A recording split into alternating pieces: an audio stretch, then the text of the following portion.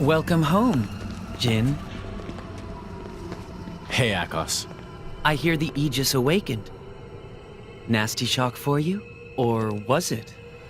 Of course, my script showed how everything would play out from the start. Sure, you say that once it's all over and done with. It's easy to act smug when hindsight's on your side. Shut your mouth, Abrona. I'm shaking to my core. Where are the other two? Mikhail's inspecting the Ardanian factory. And my beloved sister is out hunting, as always. I'm sure she'll have found plenty of drivers to chew up and spit out by now. She likes to hunt, all right. Not sure we can use all of those core crystals, though. Do we know where the Aegis is right now? Have no fear, Jin. Of course we know her whereabouts. Abrona? Yeah. It seems they're currently traveling away from the urban area of Gormott. Leaving the town. But there's nothing out that way. Perhaps they're on their way out of Gormott itself. Oh, and What? it seems a certain shipment has set out. The core crystals heading to Indal for cleansing, huh? How pious of them. Shall we handle them? I can deal with that myself. You concentrate on the Aegis. Understood. Well, I am looking forward to clapping eyes on the Aegis. By the way, what of Nia? You know where she is? Yes. Look, this dot here. Without a doubt, this is Dromark's wavelength. It seems they're traveling together with the Aegis. With the Aegis. Huh. Do as you see fit. Understood. You don't need to ask me twice. Right then. We're gonna take the Monoceros. As you wish. Hey.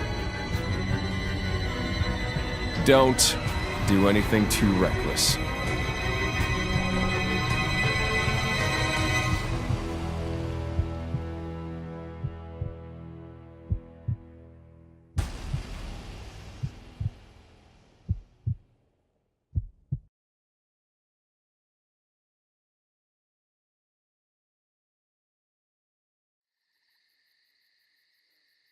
What is that? A Cloud Sea compass. A must-have for salvagers. It's sort of a map of the Cloud Sea. If you do this, and this...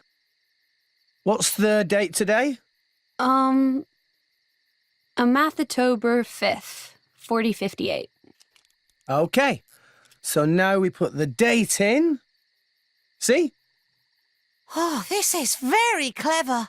Looks like Gormott is the closest country to the World Tree right now. All we need is a ship. The army has every ship in town in its grip. We're kind of stuck. Seems that way. Sorry, I'm no use now. I know. But I'm all out of ideas. Rex needs ship.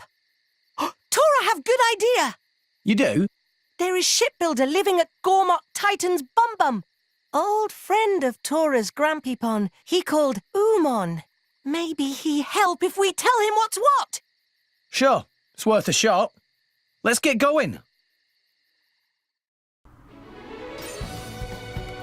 Hello, this is Prince of Somnia, and I lost some footage of Let's Play Xenoblade Chronicles 2. Yay! It's nothing major. All I think I've really lost is a little bit of non-voiced dialogue between two party members, which I'll put up in the corner if I can, if it wasn't corrupted by my lost video footage, but I mean, if it's irrecoverable, that's that. We also skipped out on a tutorial that basically told you that you can take a long rest at inns now to change the tide of the Titan in question. Which is... yeah... If you're wondering what happened, basically, I opened a core crystal after the opening cutscene of Chapter 3, as well as that dialogue I just mentioned, which saved the game. And unfortunately, after that, I realized that my game capture wasn't actually recording the episode, even though it was playing it back, and I needed to reset the Game Capture HD software, and I'm pretty sure I just lost most, if not all, of that footage. I'm not sure. I'll see if I can recover it, because I'm not entirely sure how much of it I lost, but until then, I'll just move along. I'm gonna just say straight up, from here on out, I won't be opening core crystals on screen, and if I happen to pull a rare blade in between episodes, I'll just show you the Blade Awakening sequence, basically edited in post. But I'm not going to be opening up rare core crystals anymore, or core crystals in general on screen anymore, because I don't want to run the risk of losing any more footage. I have lost footage this way before with my Capture HD or HD Capture software crapping out on me, but that was early in Chapter 2 when I didn't actually have any core crystals to unlock, so it was really easy to repair. I could just restart the game without saving, and I could start over from the beginning of the chapter. Here, I may or may not have lost that footage, and I had to use the event viewer to recover the cutscene at the beginning. Anyway, I just skipped past a whole bunch of Gogles as I was heading to the north here. You can fight them if you wish. They're not particularly powerful. I mean, they hit kind of hard, but they're also kind of slow. The big thing to watch out for is that you don't want to fight more than one at a time, and when they get close to dying, they tend to call out for help and attract any other Gogles nearby, which is really dangerous. Also, at the beginning of the episode, you may have seen a present icon in the top of the screen. That's just because yesterday I purchased the DLC for the game, the expansion pass. I'm not going to screw with anything in the DLC, though. I'm going to hold off on that until the post-game because I don't want to mess with it during the main LP in case there are people out here who aren't going to use the expansion pass content. It's just going to be something I use in my main file to kind of show off some interesting things. We can do this together. Anyway. We got a lot of bunnets over here. These guys are important for something, I think. I'm not quite sure. The Great Spine Boundary landmark we just visited, that's actually part of Gormont upper level left, whereas the areas we explored last chapter were Gormont upper level right and Torgoth. Basically, to get to Umon's shipyard, we need to head down that way, pretty much in a straight line. It's not particularly difficult, but there are a couple of things to watch out for. There are some kind of higher level bird enemies around, and there's also a unique monster that's flying around that tree back there that hits really, really hard, and also tends to attract a lot of enemies, and you might not be able to beat it. It's fine though, because it's not really important that you kill every enemy here. I'm just showing off some fights here and there just to break up the action, or walking with some action, I guess. I don't know, diversify content a little bit. We're going to be doing some side questing in this episode, so we'll be getting quite a few levels that way. Oh, by the way, I don't think I mentioned this in this version of this episode, but even though we're supposed to be on the run from Torgoth, you can actually go back anytime you want, which is kind of odd, but yeah, you can basically go whenever you want. And there are actually quite a few side quests we can do there. Now that we have 3 party members, I will actually start doing side quests regularly, and even though now sounds like it would be a really good time to do so, I'm actually going to hold off in a little bit because we're going to have to go back to Torgoth pretty soon anyway, and it'll just save time if I wait. Anyway, I think that about covers everything that I lost, so yeah. We'll just finish off this wood bunnet and make our way to the south. I recommend hugging this cliff face over here. It makes it a little less likely you'll run into some of the nastier things on Melnath's shoulder, but not like 100% guarantee. Let's see, we just got a nice little accessory here. Ooh, very nice, very nice. Holy crap. Let's see, a bunnet choker. I don't really care much for luck outside of engaging or unlocking rare blades. The thing about luck is that it actually tends to make your blades, the blades you unlock, a lot rarer than they otherwise would be, or it gives you a bigger chance of unlocking rare blades, so that's really, really nice to have. Do I not have any aggro down? I guess I haven't found any yet.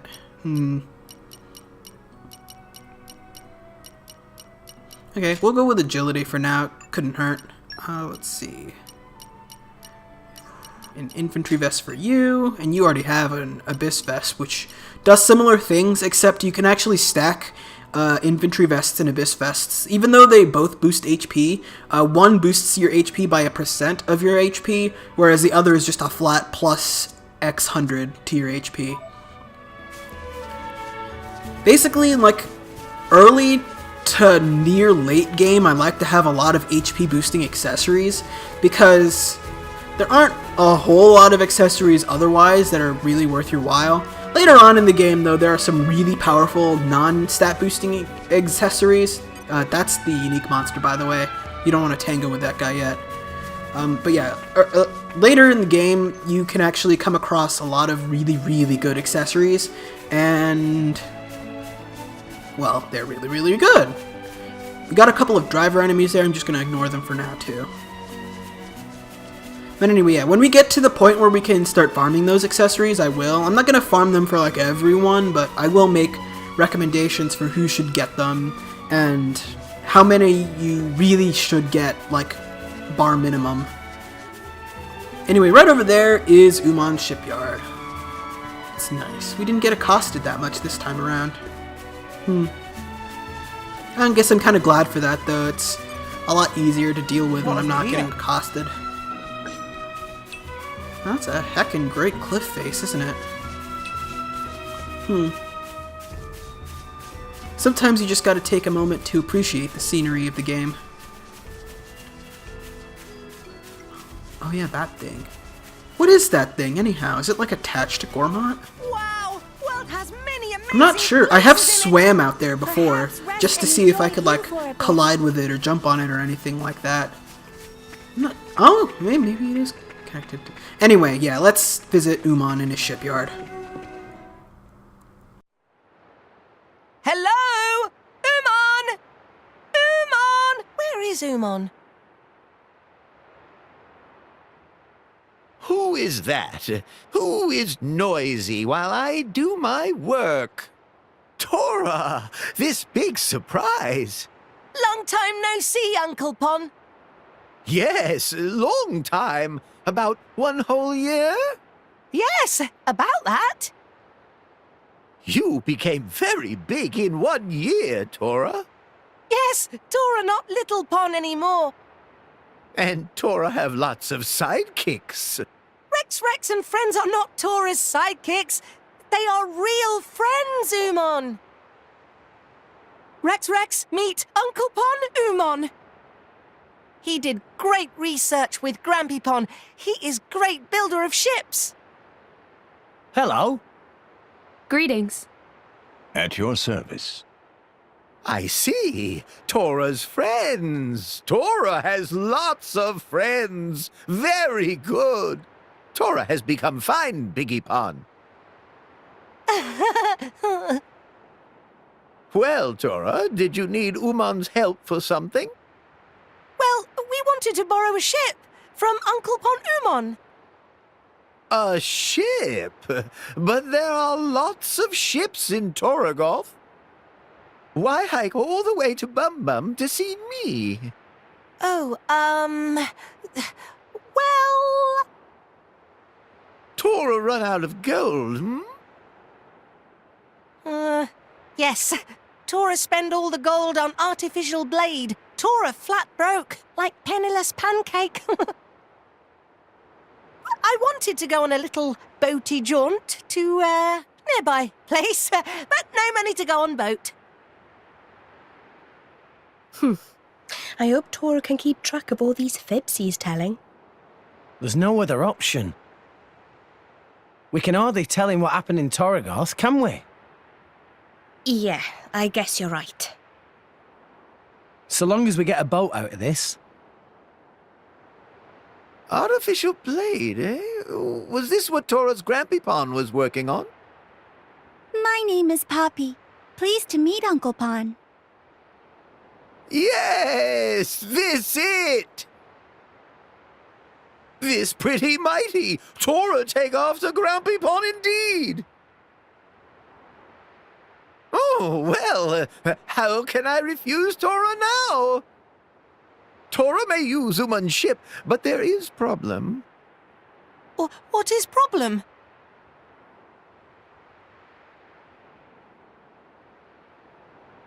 You see, ship not quite ready just yet. Not much left to do, but work stop because no building parts. That's the only problem. Correct! But that is big problem. Big like sea or mountain. You mean all you need is some parts, then you can finish the ship?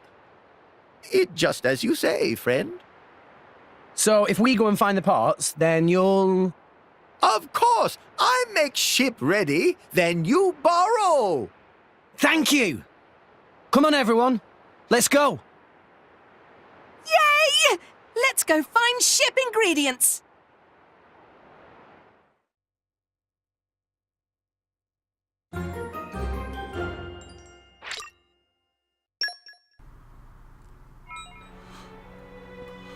Yeah, guess you kind of figured that we'd have to go do a little fetch quest beforehand.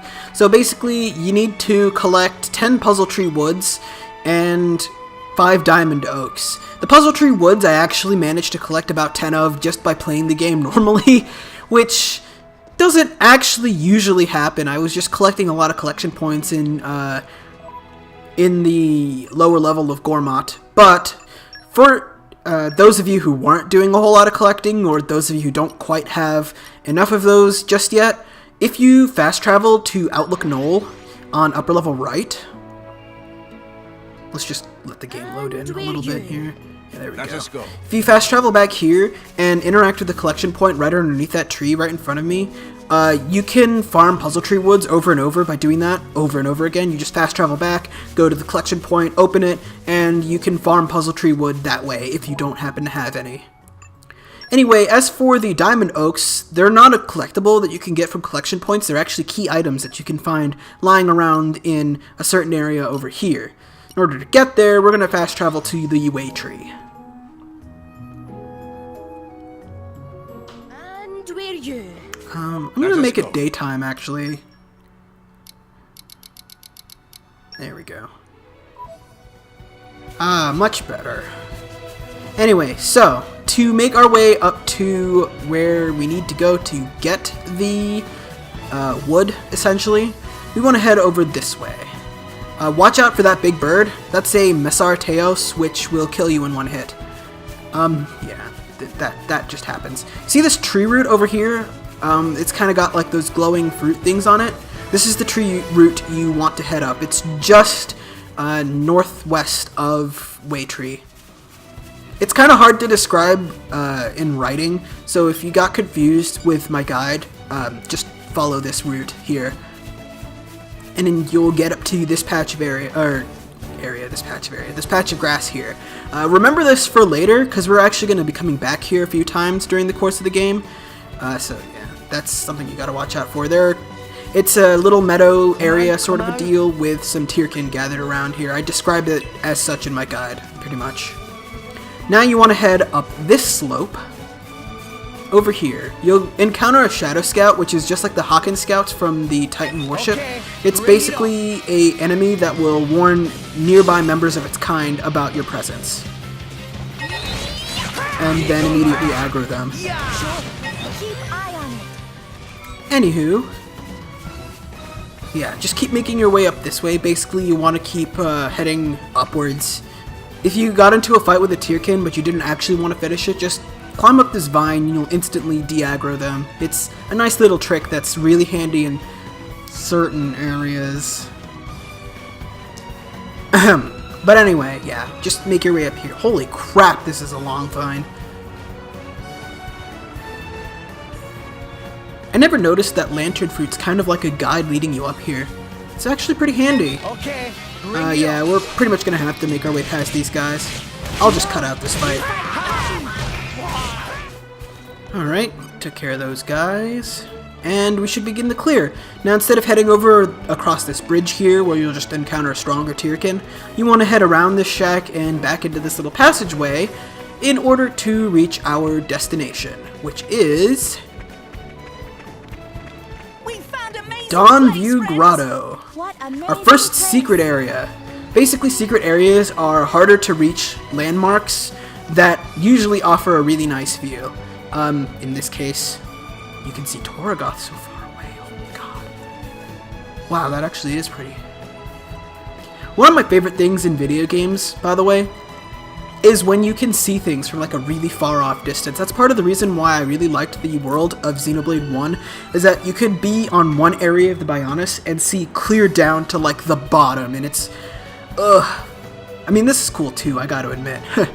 But anyway, yeah, other than being hard to find, secret areas are identical to landmarks. If you die and you most recently visited a secret area, you'll just respawn at the secret area, so that's really nice. Anyway, the diamond oaks, as you might have seen, are in red item bags scattered all over this place, so let's just collect them, and we'll be ready to report back to Umon in a shipyard.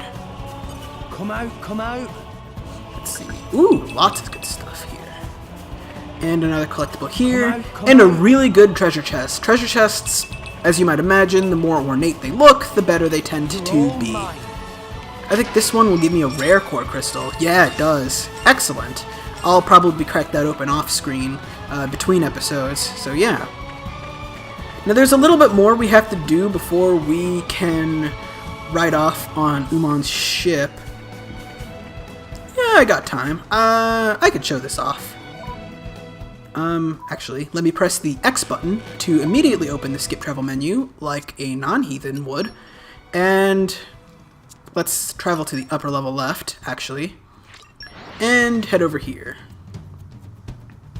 And we're you. Let us go. Because if we speak to Umon again, we can give him our hard-earned collectibles. Where'd the ship go? Oh, the Titan escaped. Nuts.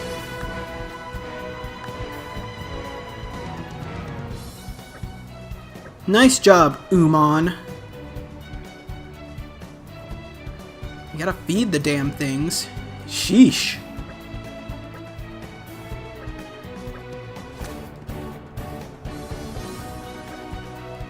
Okay, fair enough. Anyway, so yeah, now we have to go track down the Titan that's actually, you know, piloting the damn thing. And yeah, essentially it's saying we have to go to Master Spring, which if you don't recall, is down here. Anyway, so in order to actually find the Titan that went missing, you're gonna have to go back to Torgoth and take a long rest at the inn in order to change the tide. Basically, the game's way of showing you what it is you're supposed to do to change tides. So while we're here, we might as well gain 3 levels. Holy cow. I'm getting better. Wow, we must have had a lot of experience stocked up. More strong now. Oh wow, all the way to 17.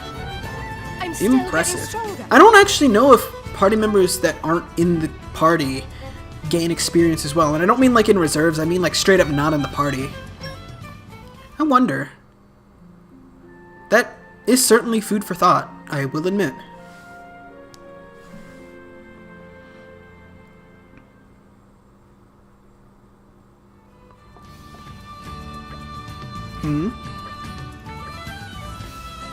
Oh, interesting. That right there is a lead-in conversation indicating that there's a heart-to-heart that you can actually go and see. Engage comb protocol. Tora dreamed about tasty sausage the size of Poppy. Giggity. Anyway, let's, yeah. Let's just fast travel to Outlook Knoll and put that one behind us. We're here. So, shall we?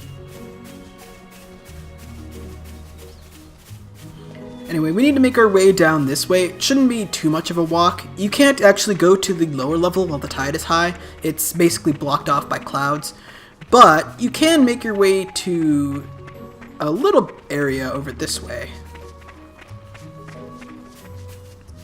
Yeah, there he is. I'm not sure how I feel about the fact that Titans kind of look a little bit like potatoes. Oh. I mean, can you blame me? I mean, look at the guy. He looks like a potato.